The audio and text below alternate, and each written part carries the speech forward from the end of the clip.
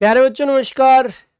मैं अरुण सक्सेना आप सभी का स्वागत करता हूं इस बेहतरीन से वीडियो में, जिसमें मैं आज आपके साथ चर्चा करूंगा विश्व की प्रमुख नहरें, major canals of the world, main canals of the world. प्यारे बच्चों, नहरों से हमने बहुत सारे क्वेश्चंस देखे हैं विश्व की नहरों से, जिनमें आपसे क्वेश्चन सुएज नहर से लेकर बनते रहते हैं, पनामा नहर से बनते रहते हैं, कील नहर से बनते रहते हैं, फलानी नहर किस किस को जोड़ती है ना, भारत की दूरी यूरोप के लिए किस नहर के कारण कम हो गई है। इस प्रकार से बहुत सारे क्वेश्चंस आते हैं। ये नहर किस देश में स्थित है। तो भैया विश्व की नहरों में अगर हम चर्चा करें तो तीन नहरें जो हैं वो सबसे महत्वपूर्ण हैं एग्जाम की दृष्टि से। ठीक है जी, यहाँ पर एक मैप आपके सामने लगा हुआ है और इस मैप में सारे महाद्वीपों के नाम भी लिखे हुए हैं, तो आपको परेशानी नहीं होगी। यहाँ पर देखिए एक देश है, इस देश का नाम है मिस्र। और इस मिस्र देश में इस जगह पर देखो, इस जगह पर एक नहर निकाली गई है और प्यारे बच्चा उस नहर का नाम है सुएज नहर। क्या नाम है इसका? सुएज नहर नाम है। और ये किस देश में स्थित है? तो मिस्र देश में स्थित है, अफ्रीका महाद्वीप में स्थित है। ये मिस्र देश जो है प्यारे बच्चा, इसे नील नदी का वरदान का कहते हैं। आप अच्छी तरीके से इसको जानते हैं। ये सुएज नहर किस किस क्षेत्र को जोड़ रही है, किन किन सागरों को जोड़ रही है? तो बेटा ये इधर भूमध्य सागर है, भूमध्य सागर है, और यहाँ पर है आपका लाल सागर। ये वाला इलाका जो है वो कौन सा है? लाल सागर है।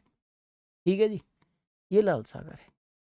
अच्छा, अगर हम चर्चा करें प्यारे बच्चे इस नहर की, सुएज नहर की, तो एक चीज तो क्लियर हो गई आपको कि भूमध्य सागर और लाल सागर को जोड़ रही है। अच्छा, भारत से यूरोप पहले जब हम जाया करते थे तो कुछ इस रूट से होकर जाया करते थे, ऐसे करके, यानी काफी लंबा रूट हुआ करता था। लेकिन इस सुएज नहर के बन जाने के कारण भारत और यूरोप के बीच की दूरी बहुत कम हो गई। अब शॉर्ट वे से इस प्रकार से भारत से कोई जहाज यूरोप तक जा सकता है सुएज नहर के माध्यम से होकर। तो सुएज नहर हमारे लिए तो मोस्ट इंपॉर्टेंट होगी भाई, ध्यान रखिएगा।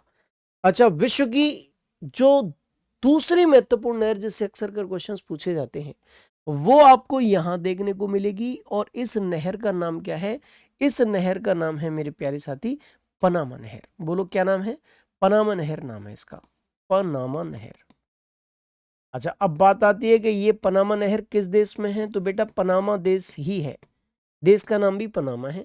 अच्छा, ये नहर किस किस को जोड़ती है? तो इधर आपका प्रशांत महासागर पड़ रहा है और इधर आपका अटलांटिक महासागर पड़ रहा है, यानी प्रशांत महासागर को अटलांटिक महासागर से जोड़ने का काम ये पनामा नहर जो पनामा देश में स्थित है वो करती है। अच्छा चलिए, एक तीसरी महत्वपूर्ण नहर की भी चर्चा हम लोग कर लेते हैं। तीसरी महत्वपूर्ण नहर आपको इस जगह पर मिलेगी और इस नहर का नाम है कील नहर। नाम क्या है बेटा इसका? कील नहर है। और ये कील नहर किस देश में स्थित है? अगर हम बात करें तो प्यारे बच्चा ये जर्मनी में स्थित है। और ये कील नहर जो है किन किन क्षेत्रों को जोड़ने का काम करती है?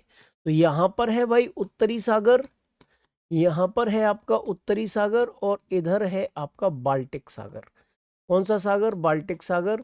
तो उत्तरी सागर को बाल्टिक सागर से जोड़ने का काम ये कील नहर करती है। तो इस प्रकार से दुनिया की तीन महत्वपूर्ण नहरों के बारे में बहुत सी महत्वपूर्ण विशेषताएं मैंने आप लोगों को बताई हैं, है ना। इनको एक और बार देखेंगे जरा, यहाँ पर लिखित रूप में आप देखना चाहते हैं तो देख सकते हैं।